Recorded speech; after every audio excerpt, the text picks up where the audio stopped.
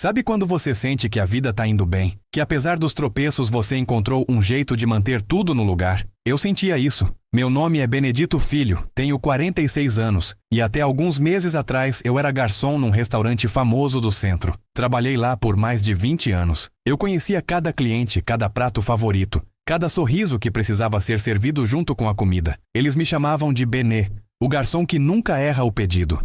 Eu me orgulhava disso. Era minha identidade, meu sustento, meu jeito de cuidar do que eu tinha de mais precioso. Minha filha Letícia. Letícia foi minha razão de viver desde o primeiro segundo. Ela nasceu de um parto complicado, tão difícil que levou a mãe dela. Enquanto segurava aquele serzinho tão pequeno, tão frágil, no hospital, prometi a mim mesmo que daria tudo para que ela nunca sentisse falta de nada. E assim foi. Noites em claro quando ela tinha febre, turnos dobrados para pagar escola, economias para comprar o uniforme novo. Eu vivia cada vitória dela como se fosse minha. Quando ela passou em uma prova, eu sorria mais do que ela. Quando ela ganhou medalha na escola, eu queria contar para todo mundo. Eu não era só pai, eu era pai e mãe ao mesmo tempo. Mas o tempo passa, né? Criança cresce. E minha Letícia se tornou uma moça linda, inteligente, cheia de sonhos. Aos 18, apareceu com o primeiro namorado. Um cara de fala mansa, sorriso fácil, aquele tipo que parece encantador. Mas meus instintos gritavam que tinha algo errado.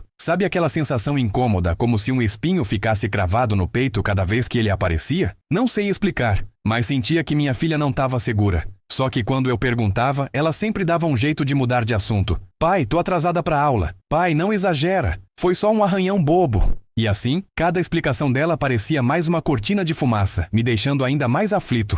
A cada semana, novos hematomas apareciam. Um roxo no braço, depois no pescoço, marcas que ela dizia ter sido causadas por tropeços ou brigas na aula de educação física. Mas, como pai, eu sabia que aquilo não era normal. Meu coração doía cada vez que via. Eu queria protegê-la, mas tinha medo de que, se pressionasse, ela se afastaria ainda mais de mim. E esse medo me paralisava. Até que chegou aquele sábado. Eu estava no meu turno, o restaurante lotado, música ambiente suave, gente elegante rindo alto enquanto brindava. Uma noite aparentemente normal. Foi quando, entre as mesas, vi minha filha sentada com ele. Meu coração acelerou. Letícia nunca ia ao restaurante sem me avisar. Quando tentei me aproximar para falar com ela, vi o que nunca queria ter visto. O namorado dela segurava seu braço com tanta força que eu conseguia ver seus dedos marcando a pele dela mesmo à distância. Ele não se importava com quem estava olhando. O rosto de Letícia tinha medo, e meus instintos de pai gritaram tão alto que o barulho do restaurante desapareceu. Eu senti meu corpo se mover sozinho. Corri até a mesa, esbarrei em cadeiras, derrubei pratos que estilhaçaram no chão. O barulho fez todos olharem, mas nada importava, porque quando cheguei, vi ele levantar a mão. Foi como se o tempo tivesse parado. Eu só pensei, não na minha frente, não com a minha filha. E antes que ele pudesse encostar nela de novo, agarrei ele pelo colarinho e comecei a bater. Foram socos cegos, desesperados, como se cada golpe fosse para todos os momentos em que me senti impotente. A sensação do sangue dele espirrando no meu braço, o cheiro do vinho derramado, os gritos das pessoas, tudo se misturava num borrão. Clientes gritavam, alguns puxavam seus celulares para filmar, outros pediam para parar. Mas eu não ouvia nada, só o som do meu coração disparado. Eu só queria acabar com aquela ameaça. Mas então, entre todo aquele caos, ouvi o grito mais doloroso da minha vida. Pai, para! Você tá maluco! Era a voz da Letícia, mas não de medo do namorado. Era medo de mim. Antes que eu pudesse entender, ela se colocou entre nós e, com o rosto vermelho de raiva, cuspiu na minha cara. O cuspe escorreu quente pelo meu queixo. Foi como se tudo tivesse ficado mudo. As pessoas pararam de gritar, a música parou de tocar. Ou talvez fosse só na minha cabeça. E eu fiquei ali, estático, sentindo a saliva dela misturada com minhas lágrimas. Você já sentiu seu coração quebrar em tantos pedaços que acha que nunca mais vai conseguir juntar? Eu fiquei ali parado, encarando minha filha me olhando com nojo. O gerente do restaurante veio correndo. 2 seguranças seguraram o namorado dela, que sangrava e ainda xingava. Alguns clientes filmavam tudo, outros cochichavam. E eu só queria desaparecer. Queria que um buraco se abrisse embaixo de mim e me engolisse. Eu tinha feito o que qualquer pai faria, não fiz? Mas, no fundo, comecei a me perguntar. Será que eu exagerei? Será que eu perdi o controle? E o pior ainda estava por vir. Eu saí do restaurante com as pernas bambas, meio que tropeçando nas próprias emoções. Cada passo que eu dava até a calçada parecia mais pesado que o anterior. O gerente ainda tentou falar comigo, mas tudo que ouvi foi um zumbido distante. O cheiro de comida que eu tanto amava agora me embrulhava o estômago, e o som das panelas vindo da cozinha soava como marteladas na minha cabeça. Caminhei sem rumo pelas ruas iluminadas pelos postes, mas que, naquela noite, pareciam mais sombrias do que nunca. A única coisa que conseguia pensar era no olhar da Letícia, não de amor, mas de ódio. Como aquilo tinha acontecido? Onde foi que eu errei tanto? Quando cheguei em casa, ainda suava frio. Abri a porta do quarto dela, sem bater, como fazia desde que ela era pequena e tinha medo do escuro. Mas encontrei apenas um guarda-roupa aberto, vazio. O cabide balançava levemente, rangendo de um jeito que ecoava pela casa inteira. Todas as roupas dela tinham sumido. Sobre a cama, um papel com poucas palavras rabiscadas. Pai, não dá mais. Não me procura. Meu coração disparou. Sentei no chão, encostado na cama, e fiquei ali por horas, abraçado a um dos bichinhos de pelúcia dela que ainda restava. A lembrança dos dias felizes me sufocava. Eu queria gritar, mas não saía som. Nos dias seguintes, liguei para amigas dela. Fui até a faculdade. Procurei em todo canto que consegui imaginar. Cada pessoa que encontrava me dava a mesma resposta. Não a vimos. Parecia que ela tinha evaporado. E eu fui murchando por dentro. O restaurante me afastou temporariamente para evitar confusão.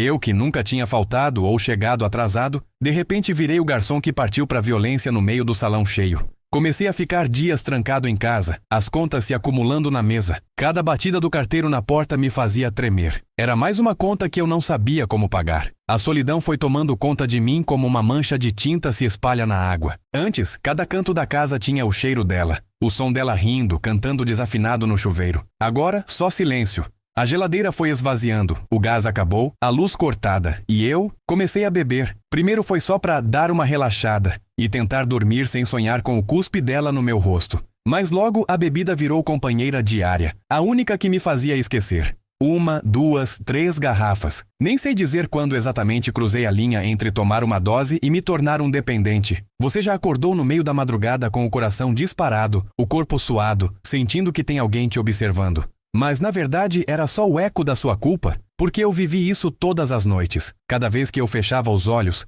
lembrava do som da voz dela me chamando de monstro. E me perguntava, será que fui mesmo? Será que existia um jeito certo de salvar minha filha sem destruí-la ainda mais? Quando tentei voltar ao trabalho, depois de alguns dias, o gerente me chamou num canto. Disse que por causa do escândalo, muitos clientes reclamaram. Alguns deixaram de frequentar o restaurante. Fui demitido. Ele parecia até triste ao me contar, mas a tristeza dele não pagaria minhas contas. Saí do restaurante chorando, com uma caixa na mão cheia de papéis, o uniforme amassado e uma sensação sufocante de fracasso. O sol brilhava forte naquele dia, mas dentro de mim só existia a escuridão. Foi então que as coisas começaram a desabar de vez. Sem salário, as dívidas se multiplicaram. Primeiro perdi a TV, que foi pro penhor para comprar mais bebida. Depois, o sofá, que troquei por dinheiro para pagar a conta de água. Quando dei por mim, estava dormindo no chão, entre garrafas vazias. Já não tomava banho havia dias. Minha barba cresceu, meu cheiro piorava, e comecei a ter medo até do meu reflexo no espelho. Evitava os vizinhos que passaram a cochichar quando eu passava. Me tornei o louco do 301, como ouvi uma criança dizer no elevador. E enquanto minha vida descia ladeira abaixo, cada gole me afastava ainda mais de qualquer chance de reencontrar a Letícia. Eu me perguntava, será que ela pensa em mim? Será que ela se pergunta como estou? Ou será que ela só me odeia? Você já perdeu alguém que era a sua razão de viver? É como se arrancassem um pedaço do seu coração e ainda esperassem que você continuasse sorrindo, mas o fundo do poço ainda não tinha chegado. Depois que vendi tudo o que podia, só restou a casa. Mas você acha que consegui mantê-la por muito tempo? Não. Chegou uma carta de cobrança. Depois outra. E mais outra. Quando percebi, não conseguia mais abrir as correspondências. Deixava tudo empilhado na porta, como se ignorar fosse resolver. Um dia bateram forte no portão. Oficiais de justiça. Leram documentos, falaram de prazos, citaram leilão, despejo. Eu não entendia metade do que diziam. Só via a boca dele se movendo enquanto meu mundo desabava. Depois de 20 anos pagando cada tijolo daquele apartamento, ele não era mais meu. A última noite ali foi a pior. Sentei no chão da sala vazia, cercado só pelas paredes sujas e meus pensamentos. A lembrança do primeiro aniversário da Letícia, das risadas quando montamos a árvore de Natal, dos desenhos que ela colava na geladeira. Tudo virou um soco no estômago. Eu chorava baixinho, com medo de que até as paredes sentissem vergonha de mim. Você já se sentiu tão sozinho que o silêncio da casa parece gritar? Cada rangido do piso ecoava como um lembrete de que eu não tinha mais nada, nem ninguém. No dia do despejo, saí só com a roupa do corpo, uma sacola com uns poucos documentos amassados e a garrafa que já se tornara a extensão da minha mão. Senti um nó na garganta ao olhar pela última vez para aquela porta onde tantas vezes me despedi de Letícia com um beijo na testa. Desci as escadas devagar, com as pernas tremendo, e quando pus os pés na calçada, percebi que não tinha para onde ir. Me sentei no meio-fio, e o mundo passou a me enxergar como um invisível.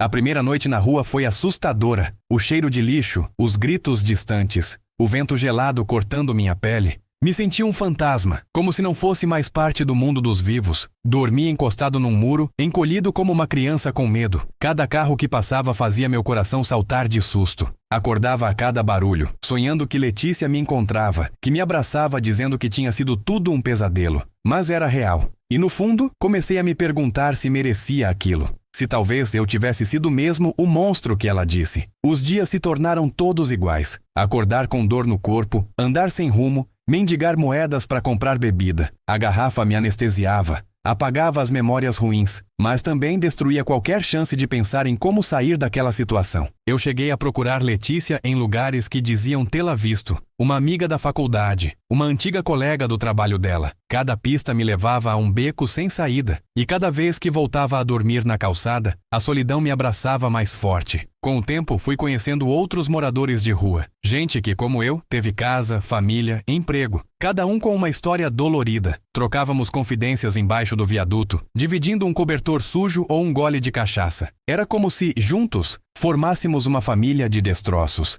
E no meio desse novo lar, comecei a perceber que muitas pessoas passavam apressadas fingindo que a gente não existia. Você já reparou como a cidade trata quem mora na rua? É como se fôssemos parte da calçada, do poste, invisíveis. Às vezes, alguém até joga uma moeda sem olhar no olho, mas raramente alguém pergunta nosso nome, nossa história. E foi aí que entendi que a rua não perdoa. Fiquei doente. Peguei uma pneumonia que me deixou entre a vida e a morte. Tossi tanto que chegava a vomitar sangue. Passei noites tremendo de febre, molhado pela chuva que caía e escorria pelo meu rosto, misturada às minhas lágrimas. Em alguns momentos, pensei que fosse morrer ali, sem que ninguém nem percebesse. Mas de alguma forma, eu sobrevivi. E quando recuperei forças, estava ainda mais abatido, mais vivo. E comecei a me perguntar, para quê? Enquanto isso, as pessoas que me viam de longe continuavam apontando, cochichando. Alguns falavam, olha o bêbado, como se eu tivesse escolhido aquela vida. Se soubessem quantas noites passei tentando lembrar onde foi que errei, talvez entendessem que ninguém sonha em dormir na calçada. Você já viu alguém caído na rua e pensou na história por trás daquele corpo? Se sim, escreva aqui nos comentários de qual cidade você está assistindo essa história. Quero saber até onde minha voz está chegando. Mas minha busca pela Letícia ainda não tinha acabado. Mesmo no fundo do poço, eu me recusava a desistir. Os dias foram virando semanas, as semanas se transformando em meses. O tempo na rua é diferente. Ele se estica como um elástico. Cada minuto parece durar uma eternidade. E ao mesmo tempo, quando você pisca, já se passaram dias. Eu perdi completamente a noção de datas. Não lembrava mais quando era segunda, quando era domingo. Só sabia que, a cada amanhecer, eu precisava lutar para sobreviver. Em alguns dias, a fome era tão grande que doía como faca no estômago. Eu me envergonhava de pedir comida, mas quando a necessidade batia mais forte que o orgulho, estendia a mão para quem passava. Foi nessas idas e vindas, procurando algum sinal da Letícia, que comecei a andar mais longe. Cheguei a bairros onde nunca havia estado, para ver se encontrava alguma pista dela. Perguntei em bares, lojas, até em salões de beleza que eu lembrava que ela frequentava quando adolescente. Alguns diziam que não sabiam nada, outros nem me deixavam terminar a frase. Em muitos lugares, a porta se fechava assim que me viam do outro lado. Acho que o cheiro, as roupas rasgadas e o olhar perdido falavam mais alto do que qualquer palavra que eu pudesse dizer. Em uma dessas andanças, parei em frente a uma vitrine e vi meu reflexo. Eu não me reconhecia mais. O rosto estava marcado, os olhos fundos, a barba desgrenhada. Eu parecia um zumbi. Fiquei olhando por minutos, sem conseguir desviar o olhar. Foi ali que senti vergonha de mim mesmo como nunca tinha sentido. Quis quebrar o vidro, mas não tinha forças. Apenas me afastei com a cabeça baixa, escutando algumas pessoas rindo do lado de dentro. Esse foi um dos piores momentos, porque pela primeira vez pensei em acabar com tudo. Me sentei na calçada, olhando o movimento da rua, e pensei em como seria fácil.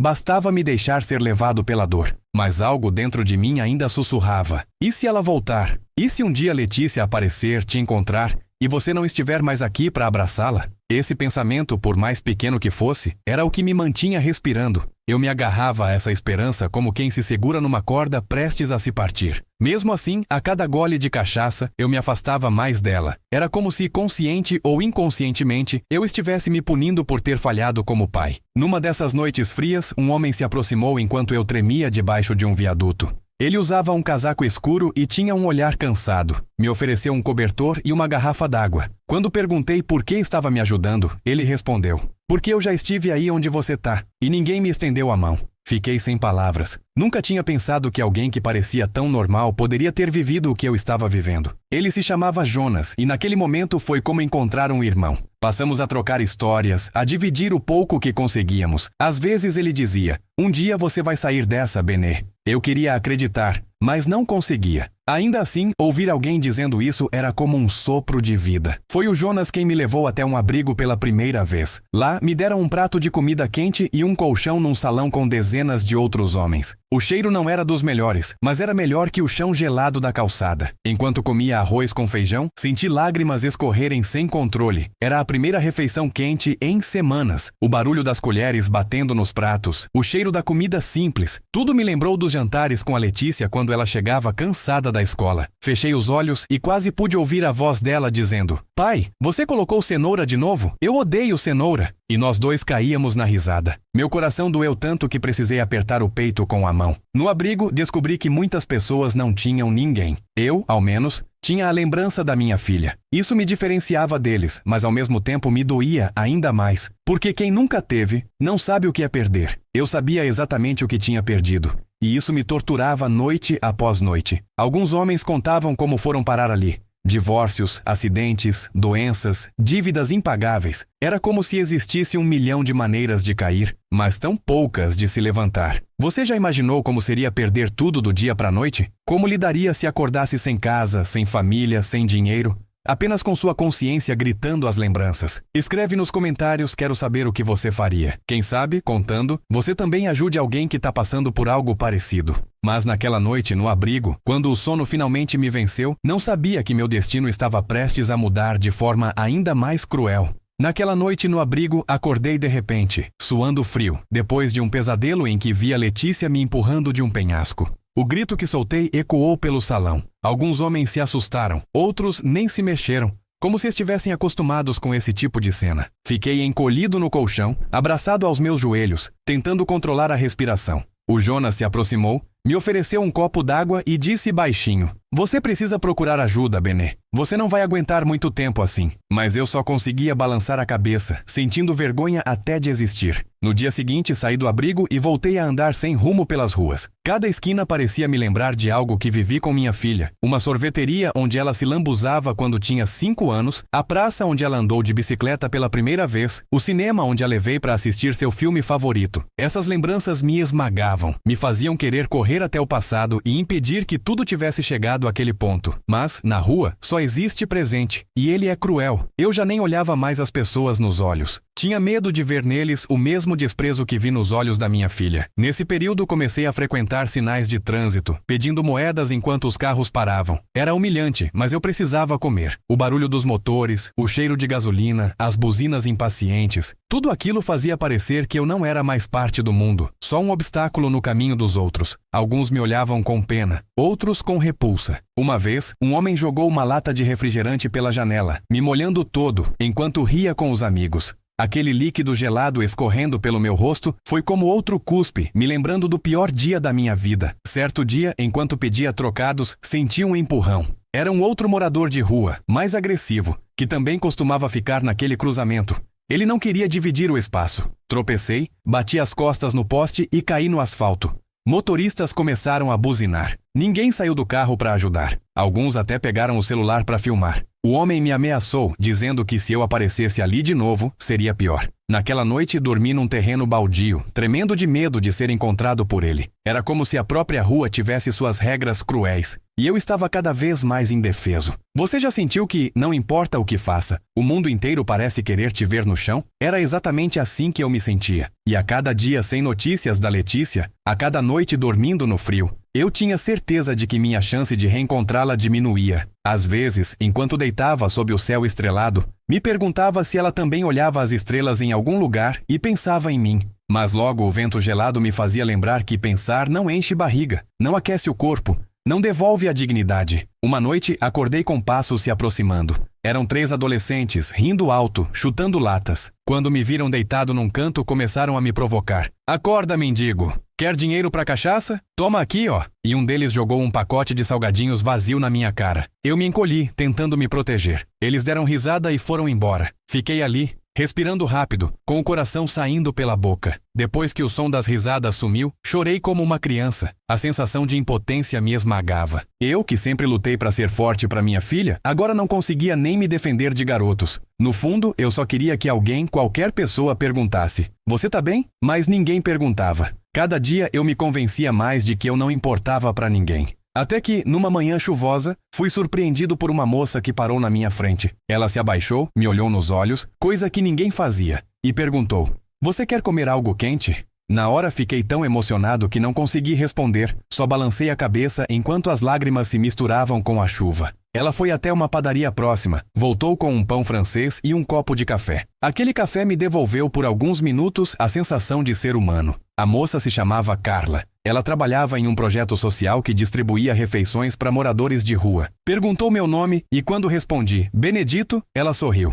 Prazer, Benedito. Vamos tentar te ajudar. Aquele sorriso foi como um sol rasgando a tempestade. Pela primeira vez em muito tempo, senti que talvez ainda houvesse alguma esperança. E nesse instante me prometi que se algum dia reencontrasse minha filha, eu agradeceria a essa moça por ter sido a primeira pessoa a me enxergar depois de tanto tempo. Mas eu ainda não sabia que o destino estava preparando um encontro que mudaria tudo de novo. Nos dias que se seguiram, comecei a aparecer com mais frequência no lugar onde a Carla e sua equipe entregavam marmitas. Ela sempre me cumprimentava pelo nome, perguntava como eu estava, se precisava de algo além de comida. Aquilo mexia comigo. Eu, que já tinha me acostumado a ser tratado como invisível, agora sentia que alguém realmente queria saber se eu estava vivo. Um dia, depois de receber meu prato, sentei num canto da calçada, debaixo de um toldo, e fiquei olhando Carla conversar com outros moradores de rua. Foi quando percebi que ela olhava cada pessoa nos olhos, sorria, lembrava nomes e detalhes. Parecia ter uma memória incrível e um coração ainda maior. Certa manhã tomei coragem e perguntei: "Carla, você acha que ainda posso ter conserto?" Ela se ajoelhou na minha frente, colocou a mão no meu ombro e disse: "Todo mundo pode recomeçar, Benedito. Não importa o que tenha acontecido." Aquilo me desmontou. Chorei tanto que mal conseguia respirar. Ela esperou eu me acalmar. E antes de ir embora, me deixou um cartão com o endereço de um centro de acolhimento. "Vai até lá, diz que eu te enviei. Eles podem te ajudar a sair das ruas." Passei o resto do dia olhando aquele pedaço de papel como se fosse um bilhete de loteria premiado. Mas o medo de fracassar de novo me paralisava. Naquela noite, deitei sob um mar de estrelas que iluminava a calçada fria e fiquei pensando em tudo que Carla tinha dito. Me lembrei das histórias que lia para Letícia dormir. Das vezes em que prometi que nada de ruim aconteceria enquanto eu estivesse por perto. Mas eu falhei. E se eu fosse até aquele centro e acabasse fracassando mais uma vez? Será que aguentaria? O medo me corroía, mas a vontade de honrar a memória dos bons momentos com minha filha me empurrava para frente. Então, depois de dias de hesitação, fui. Quando cheguei ao portão do centro, minhas pernas tremiam. O local parecia uma grande casa antiga, com paredes descascadas, mas um jardim bem cuidado na frente. Toquei a campainha. Uma senhora de cabelo grisalho atendeu e sorriu. "Você deve ser o Benedito. A Carla nos avisou que você viria." Só de ouvir meu nome me senti acolhido. Ela me mostrou meu quarto, dividido com mais 2 homens que também lutavam contra o vício, e explicou que ali eu teria alimentação, banho e apoio psicológico. Eu não acreditava que merecia aquilo, mas aceitei. Talvez fosse minha última chance. Nos primeiros dias, meu corpo reclamou com força da falta da bebida. Suava frio, tremia, sentia náuseas. A equipe do centro me monitorava o tempo todo, me davam remédios, me acalmavam. Eu queria desistir. Gritava que queria sair, que precisava de um gole, mas eles não me deixaram. Alguns profissionais passavam horas conversando comigo, ajudando a lembrar por que eu estava ali. Aos poucos, comecei a me abrir, a contar sobre minha história, sobre Letícia, sobre a noite no restaurante. Quando terminei, a psicóloga segurou minha mão e disse: "Você não é um monstro. Você é um pai que agiu por amor, mas foi ferido pela incompreensão." Essas palavras ficaram ecoando na minha cabeça. Será que eu realmente não era um monstro?